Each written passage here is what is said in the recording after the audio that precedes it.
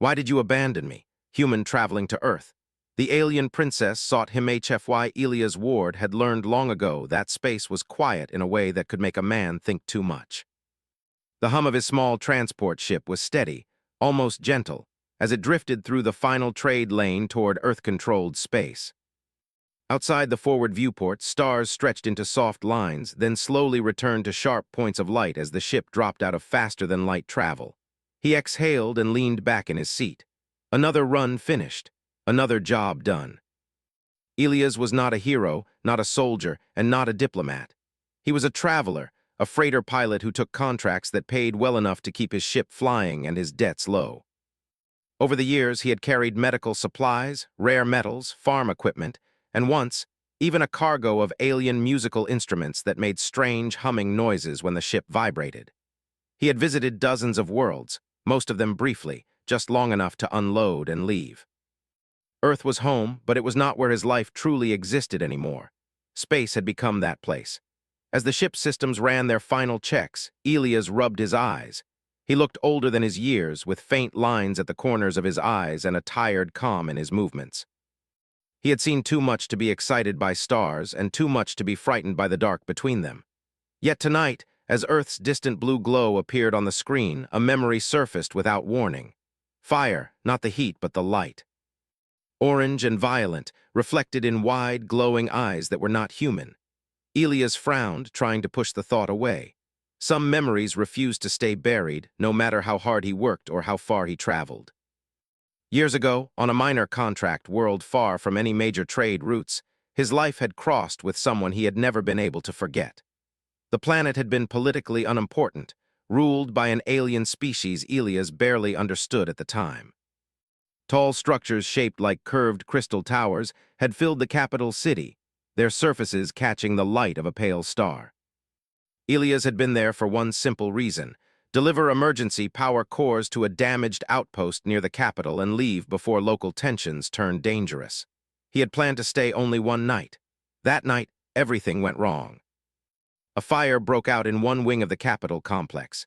Elias never learned whether it was sabotage, rebellion, or simple failure of alien technology.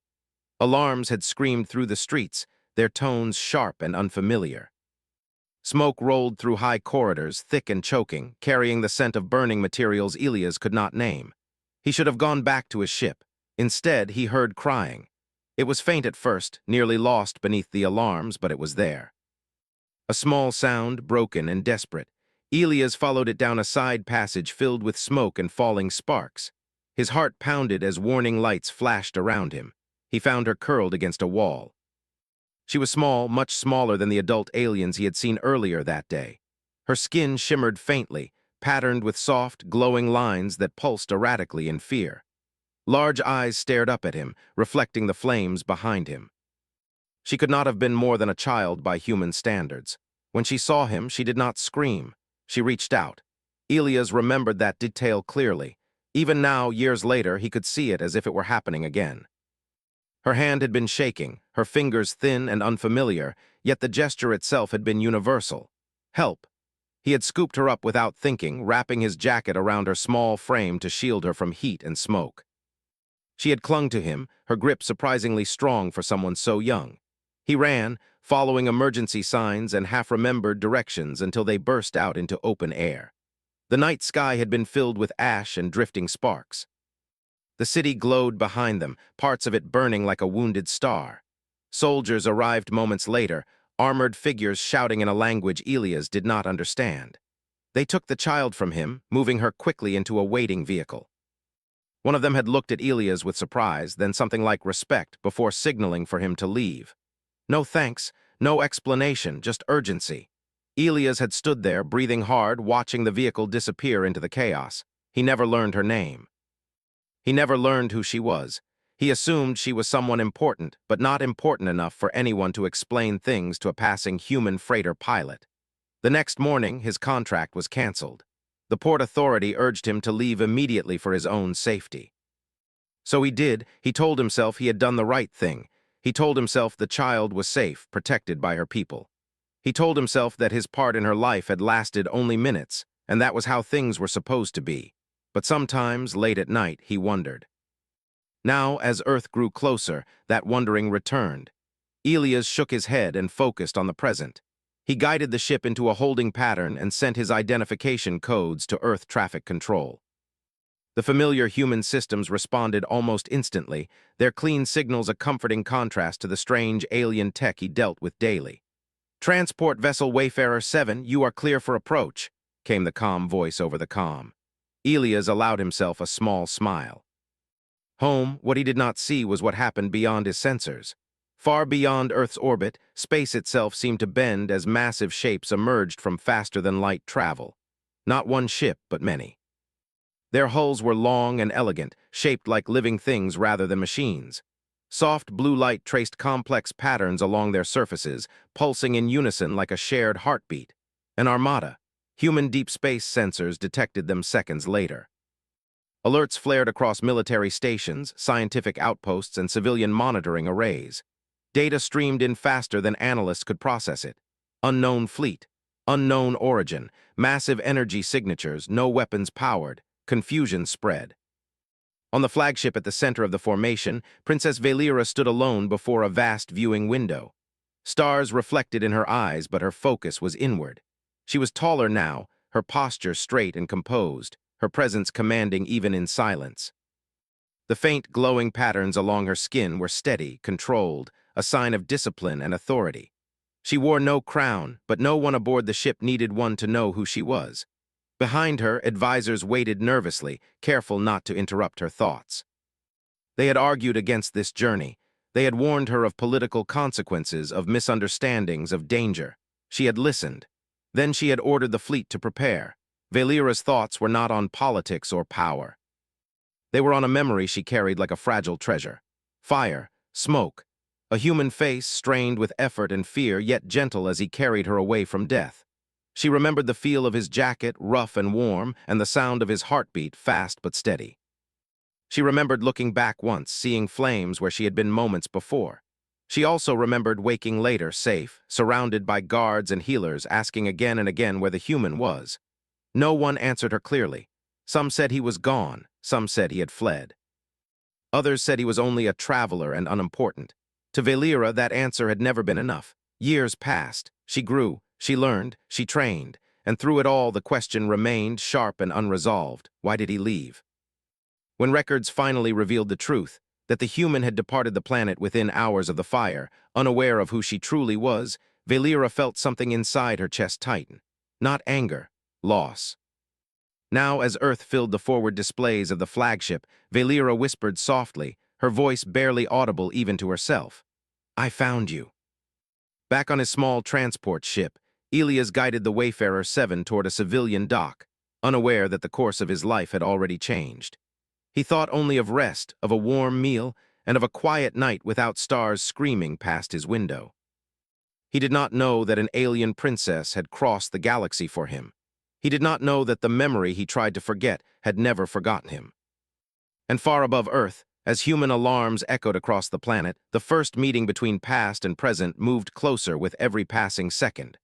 Earth reacted the way it always did when the unknown appeared in its skies. First with confusion, then fear, then careful control. News feeds interrupted normal broadcasts. Military satellites shifted position. Civil defense systems went from sleep mode to alert without firing a single shot. People looked up from streets, farms, and cities as unfamiliar lights appeared like new stars that did not belong. The alien fleet remained silent. That silence unsettled everyone. From his ship docked at the civilian port, Elias Ward felt it before he heard it. The station's low hum changed pitch, a subtle vibration that told any experienced pilot that something big had entered local space. He paused halfway through powering down his systems and frowned. "That's not normal," he muttered. Moments later, his ship's comm unit chimed, not an emergency tone, but close. "Civilian Transport Wayfarer 7, a calm but serious voice said. "Remain docked. Do not leave your vessel until further notice." Elias leaned back in his chair and stared at the console. "Mind telling me why?" There was a brief pause. "Unidentified fleet has entered high orbit. No hostile action detected. This is a precaution." Elias felt a familiar knot form in his stomach. Space had taught him that trouble did not always announce itself loudly. Sometimes it arrived quietly and waited. He powered down the rest of the ship and stood, stretching stiff muscles. Through the small viewport near the dock, he could see flashes of light far above Earth's curve. Too many, too organized, an armada. His first instinct was to stay out of it. He was a nobody, a freighter pilot with no political importance. Whatever was happening up there was far beyond him. He didn't know how wrong that thought was. High above the planet, human military commanders studied holographic projections of the alien fleet. Every angle, every energy reading, every movement was analyzed again and again. The results were the same each time. The ships were massive, advanced, powerful, and waiting. No weapon charging, one analyst reported. No targeting locks, no hostile maneuvers. That doesn't make me feel better, another officer replied. It makes me nervous. At the center of the human response was restraint. Orders were clear. Do not provoke, do not threaten, do not fire unless fired upon. Humanity had learned long ago that panic could start wars faster than weapons. A transmission request arrived from the alien flagship. The room fell silent. Put it through, the commander said. The image that appeared was not what many expected. No armored warlord, no snarling creature. Instead, a tall alien woman stood calmly before the camera. Her features were elegant and unfamiliar, her skin marked with faint glowing patterns that shifted gently as she breathed. Her eyes were steady, focused, and filled with something that was not hostility, determination. I am Princess Valera of the Lyrian sovereignty, she said in clear, carefully practiced human language. I have not come to threaten your world. The commander exchanged glances with his staff. Then state your purpose. Valera did not hesitate. I seek one human, Elias Ward. He is a traveler, a freighter pilot. He is currently on your planet. The name echoed in the command room like a dropped object. Why? The commander asked slowly. Valera's glowing patterns dimmed slightly, a sign of deep emotion among her people. Because he saved my life. And because he left without knowing who I was. Back at the civilian dock, Elias was unaware that his name had just crossed 100 military channels. He sat on the edge of his bunk, boots still on, staring at a half-eaten ration bar he no longer wanted. Something about this situation felt wrong. He pulled out his old datapad and scrolled through saved logs, stopping at a date from years ago. The file was short, mostly cargo details and route notes. But one personal note stood out, written late at night. Fire at Capital. Helped a kid, hope she's okay. Elias swallowed. The memory pressed closer now, no longer distant. He could almost hear the alarms again, smell the smoke. A knock sounded at the ship's hatch. Elias froze. The knock came again, firm but not aggressive. He stood slowly and opened the hatch. 2 Earth security officers stood outside, their expressions serious but not threatening. Elias Ward? One asked. That's me, Elias said carefully. You need to come with us. He glanced past them, half expecting to see soldiers in full armor. There were none, just worried dock workers watching from a distance. What's this about? Elias asked. The officer hesitated. An off-world delegation has requested to speak with you. Elias blinked. Me? Yes. A cold weight settled in his chest. They escorted him through quiet corridors and into a secure transport. As the vehicle lifted off the surface and climbed toward orbit, Elias stared out the window. The alien ships were clearer now, vast, beautiful, and frightening in their scale. His mind raced through possibilities. Had he broken some law years ago, offended someone important without knowing? He had always tried to be careful, but space was complicated. The transport docked with a human station positioned between Earth and the alien fleet. Elias was led into a waiting room, plain and undecorated. He was offered water. He declined. Minutes passed. Then the door opened. Princess Valera entered, accompanied by 2 guards who stopped at the threshold. She walked alone toward Elias, her movements controlled, her gaze locked onto him. Elias stood without thinking. For a long moment, neither of them spoke. Then Valera stopped a few steps away. Her glowing patterns flickered just slightly like light disturbed by wind. You look older, she said quietly. Elias stared at her, his mind struggling to connect memory and reality. The small, trembling child from the fire was gone. In her place stood a powerful figure radiating authority, but the eyes were the same. I know you, he said slowly. You were a child, Valera finished. Yes, understanding hit him like a physical force. His breath caught and he felt suddenly ashamed of every assumption he had made that night. I didn't know, he said quickly. I swear I didn't know who you were. They took you away and no one told me anything. They told me to leave. Valera's expression tightened. You left without a word. I thought staying would make things worse, Elias replied. I thought your people would protect you better if I wasn't there. I was just a human outsider. Silence filled the room again. Valera looked away for the first time, her gaze drifting toward the window where Earth hung bright and fragile. I waited, she said softly. For days, for years in my thoughts, I believed you chose to abandon me. Elias felt something twist painfully inside him. I never would have, he said. If I'd known if I'd had any way to come back. Valera turned back to him. Then why did you never try? He hesitated, searching for the right words. Because I thought you'd forgotten me, because I thought my part in your life was small.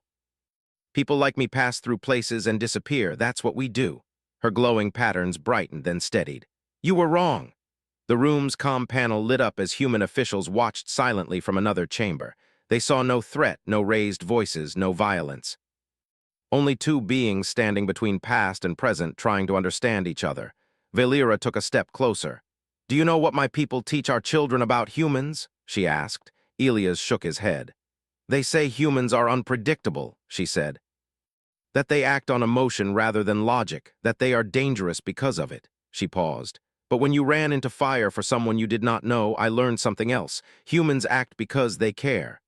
Elias felt his eyes sting. That doesn't make me special. It makes you human, Valera said. Outside the station, the alien fleet remained motionless. Weapons stayed cold. Engines held steady. The galaxy waited. Valera straightened, her posture once again that of a princess. I did not come to accuse you, she said. I came to understand the truth. Now I have. Elias nodded slowly. And now, Valera said, we decide what comes next together. As Earth turned quietly below them, a meeting that could have become a war instead became something far more dangerous to the old order of the galaxy. Understanding. The station felt smaller after that conversation, as if the walls had moved closer to listen. Elias sat across from Princess Valera in a quiet chamber while human officials watched from behind transparent screens. No one spoke for several minutes. The silence was not empty, it was full of thoughts that needed time to settle. Valera was the first to move. She lowered herself into a seat, her posture still graceful but less distant than before. I should have asked more questions back then, she said calmly, but I was young and my people chose silence instead of truth.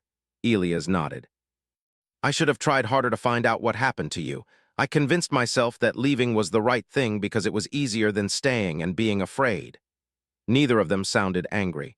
What filled the room was something quieter and heavier, regret mixed with relief. Outside the chamber, tension grew. News of the meeting spread quickly across Earth. Some people felt hope, seeing the alien fleet remain peaceful. Others feared that one wrong word could still turn everything into disaster. On the station, security levels remained high, but no one reached for weapons. In a separate chamber aboard the alien flagship, Valera's advisors argued in low, urgent voices. This situation is unstable, one of them warned. Human politics are complex. Their military may see this as weakness. They already know we did not come to fight, another replied. The princess has made that clear. A third advisor's glowing patterns pulsed sharply. And what if factions within our own council disagree? This human is important to her, yes, but not to the Empire. Valera's image appeared on their display. He is important to me, she said simply, and that makes him important enough. Back on the station, Elias was given time to rest. He sat alone near a viewing window, watching Earth rotate below. For the first time in years, he felt truly small, not in a bad way, but in a humbling one. His life, quiet and unnoticed, had somehow reached across the stars and shaped the path of an empire's future ruler. A human diplomat approached quietly. Elias, she said, sitting nearby, do you understand what's happening? I think so, he replied. I just didn't expect it. She studied him. You didn't do anything wrong. In fact, what you did saved lives. But now there are groups, human and alien, who may try to use you. Elias frowned. Use me how? As leverage, she answered honestly. As a symbol or as a threat. That word stayed with him, threat. On the alien flagship, not all voices were calm. A small but powerful group within the Lyrian Council saw Valera's actions as reckless. They feared that emotional attachment to a human could weaken her rule. Some whispered that the human should never have been found. One of those voices reached out beyond official channels. On Earth, strange signals appeared briefly on deep monitoring systems, short, sharp, and hidden. Human intelligence flagged them at once. "They're probing," an analyst said. "Not the princess, someone else." Within hours, the comm began to fracture. A human security alert sounded through the station. Elias was escorted quickly into a protected room. He sensed the shift immediately. The way voices became sharper, the way people moved faster.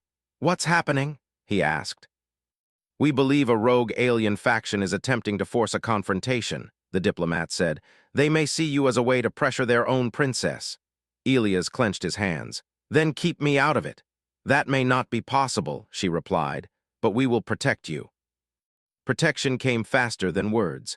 A sudden impact shook the station, not an attack, but a forced docking maneuver from an unauthorized alien craft.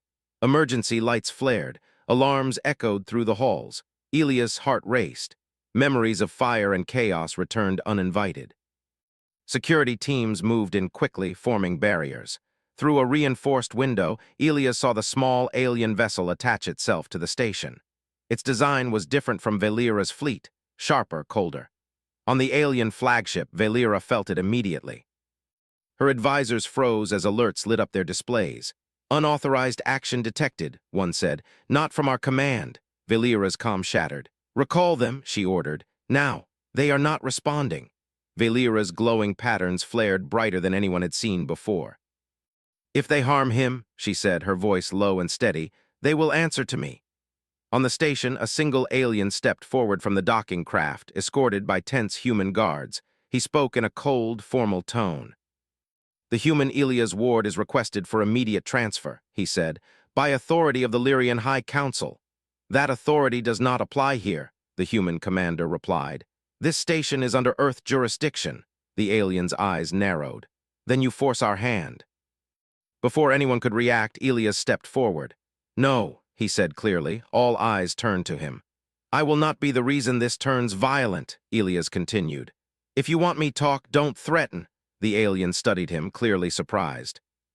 Behind the scenes, Velira's voice cut through every channel at once. "Stand down," she commanded. "This is my order." The rogue alien froze. His authority collapsed instantly under hers. He bowed stiffly and withdrew without another word. The docking craft disengaged. The alarm slowly faded. Silence returned, but it was a changed silence. Velira arrived on the station shortly after, her presence commanding but controlled. She faced Elias once more, this time with something new in her eyes, respect. "You put yourself at risk," she said. "So did you," Elias replied. She nodded. "You are still doing what you did that night." He met her gaze. "And you're still standing up to fire." Around them, humans and aliens watched in quiet awe. What they saw was not power displayed through weapons, but through choice. Later, as calm fully returned, Velira spoke privately with Elias. "My people will challenge me for this," she admitted. "Some already have. And mine might too," Elias said. "Humans don't like being scared." Velira allowed herself a small, rare smile.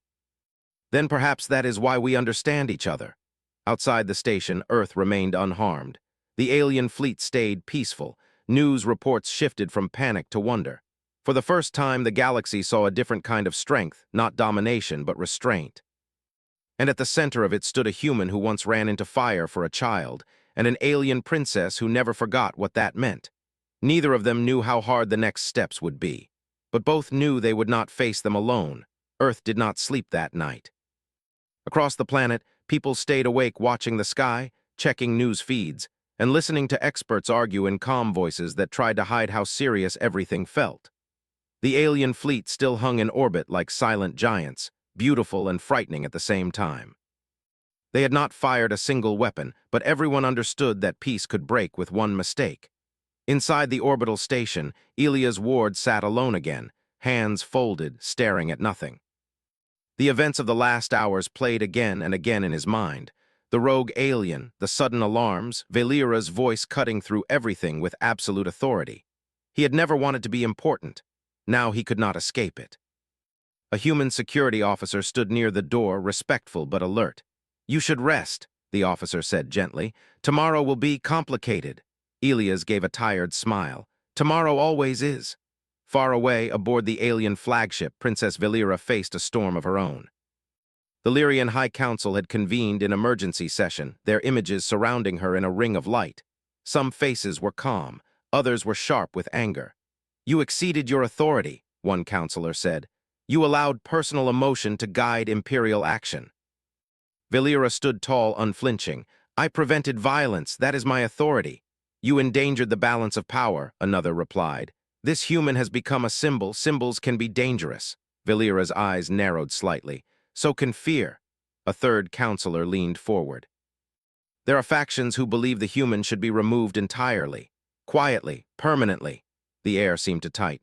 "If anyone harms him," Valera said slowly, "they act against me, against the future ruler of this empire." Silence followed. Some counselors looked away. Others watched her carefully, seeing not a young princess anymore, but a leader willing to draw a line. On Earth, that same night, a quiet decision was made. Human leaders, military officials, and diplomats gathered in a secure room deep beneath the planet's surface. Data filled the walls, alien fleet movements, energy readings, probability models. At the center of it all was one name, Elias Ward. "He is a civilian," one official said firmly. "He did nothing wrong." "And yet," another replied, "if something happens to him, we risk an incident that could burn across the stars." A general folded her hands. "Then we make our position clear. No human under our protection is surrendered, not to fear, not to pressure." The decision was unanimous. At sunrise, Earth sent a message, not a threat, a statement. The transmission reached every ship in orbit and every listening station across known space. "Elias Ward is under the full protection of Earth. Any harm to him will be considered harm to humanity." Simple, clear. Unyielding, on the orbital station, Elias heard about it from a diplomat who looked both relieved and worried. "You have more protection now than most heads of state." Elias stared at her. "I didn't ask for this." "No," she agreed. "But sometimes protection is not about what you ask for, it's about what you deserve." Later that day, Valera requested to meet Elias again. This time there were no guards nearby, no observers watching through glass. Just the two of them and the slow curve of Earth beyond the window. "Your people surprised mine," Valera said. "They did not threaten war, they promised protection." Elias shrugged slightly. "Humans are strange like that." Valera studied him. "On my world, protection is usually earned by power, by bloodline, by command. And on mine," Elias said, "sometimes it's earned just by doing the right thing once." She looked at him for a long moment. "That night," she said softly, "you did not know who I was. You did not know my future, you still chose to act." "I didn't think," Elias replied. "I just moved." Valera nodded. "That may be humanity's greatest strength." The peace did not last long. Deep within the alien fleet, a small group of ships broke formation. Their engines flared brighter than before. Human sensors reacted instantly. "They're powering weapons," a technician shouted. Alarms rang across Earth's defense network. Satellites repositioned. Defensive platforms came online, not targeting but ready. On the alien flagship, Valera spun toward her command crew. "Who authorized this?" "No one," an officer replied. "They are acting independently." The rogue faction broadcast a single message, sharp and cold. "The human must be surrendered or we will act."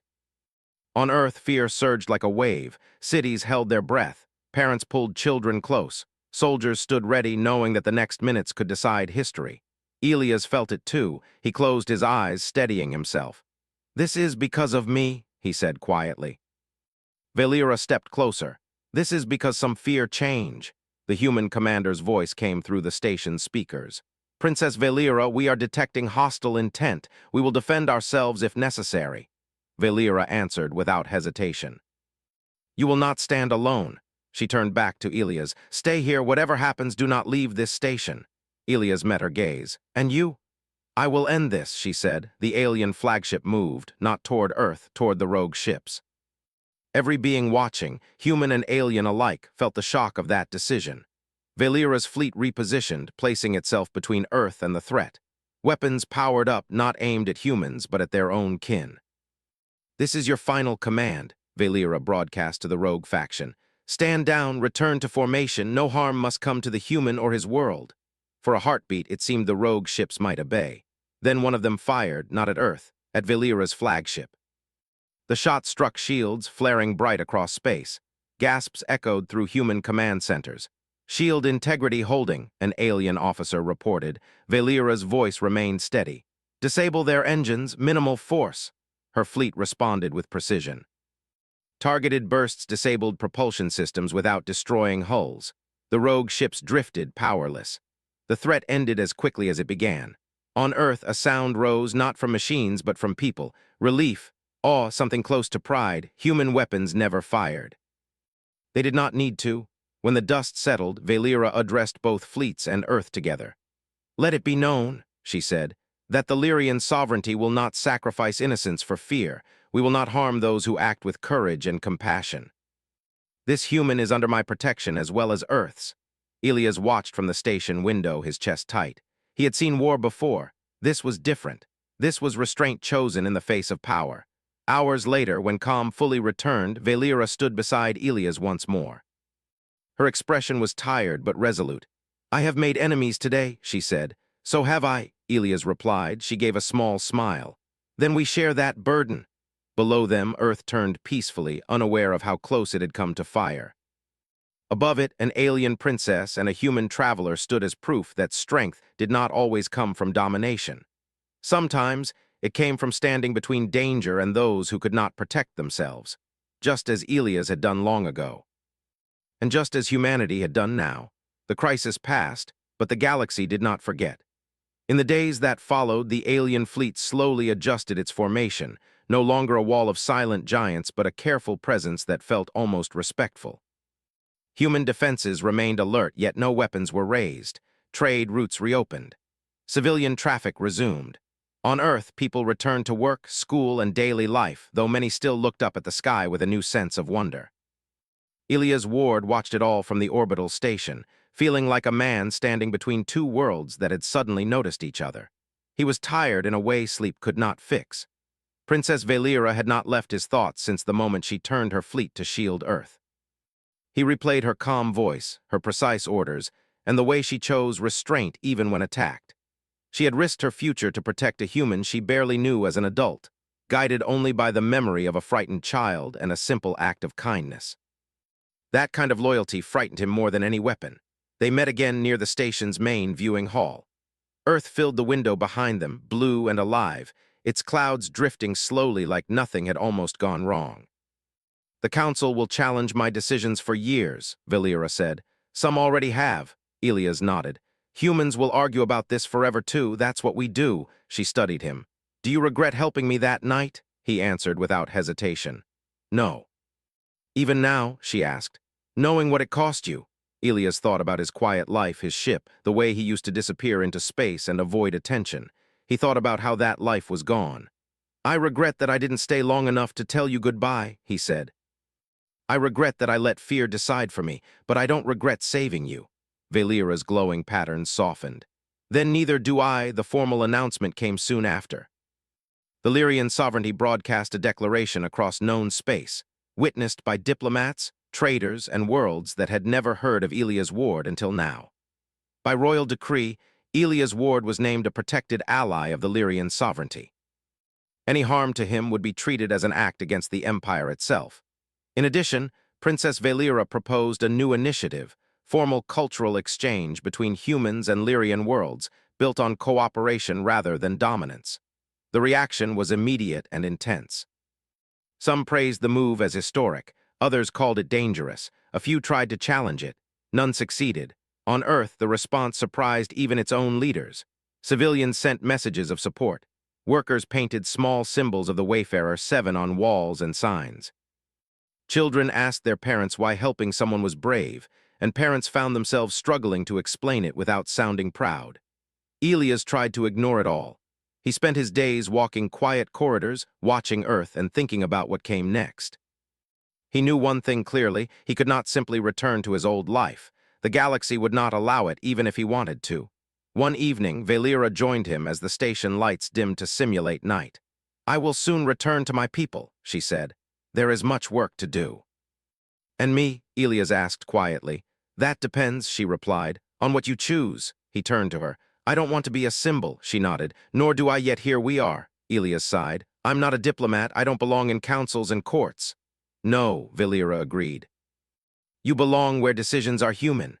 She explained her plan slowly, carefully. Not a throne, not a title. A role as a bridge, someone who could speak honestly between cultures, not because of rank, but because of trust. Someone who understood both fear and compassion. You would travel again, she said, but not alone.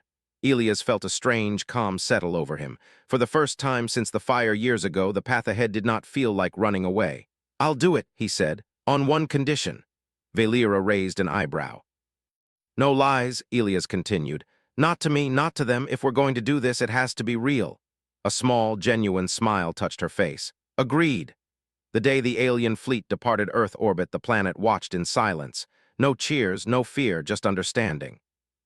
The ships folded space and vanished like a dream ending, leaving behind empty stars and a future that felt slightly wider. Elias stood on the station as the last ship disappeared. It's strange, he said. I always thought humans were alone out here. Valera stood beside him. You were never alone, you just did not know who was watching. Time passed. Months later, Elias boarded a new ship, larger than the Wayfarer 7, but familiar in spirit. He ran his hand along its hull before departure, grounding himself in the simple reality of metal and motion. This time, he carried no cargo. He carried purpose. His first journey took him back to the world of crystal towers, now rebuilt and peaceful. When he walked through the capital, people paused to watch him, not with fear but curiosity. A few bowed, most simply nodded. He returned to the corridor where the fire had once raged. It was clean now, bright, filled with quiet light. He stood there for a long moment, then turned away. Some memories did not need revisiting. Across the galaxy, stories spread. They spoke of a human who ran into fire without thinking, of an alien princess who crossed the stars to ask a question instead of starting a war, of two civilizations that chose restraint when power tempted them otherwise. And slowly, the tone of those stories changed. Humans were no longer described only as dangerous deathworlders. They were described as loyal, stubborn, and capable of terrifying compassion. A species that would stand behind one of its own without asking what it gained.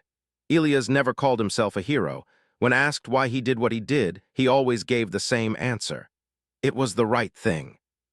Years later, as Princess Valera stood before her council as ruler, she spoke of that night one final time. A human once saved a child he did not know, she said. He expected nothing. That is the kind of strength that shapes the future. Far away, Elias listened to the broadcast from the quiet of his ship. He smiled softly and returned to his course, stars stretching before him. He had once been a traveler who passed through lives and vanished. Now he was something else. Proof that a single human choice could echo across the galaxy, and that sometimes the greatest power was simply refusing to abandon someone when it mattered most.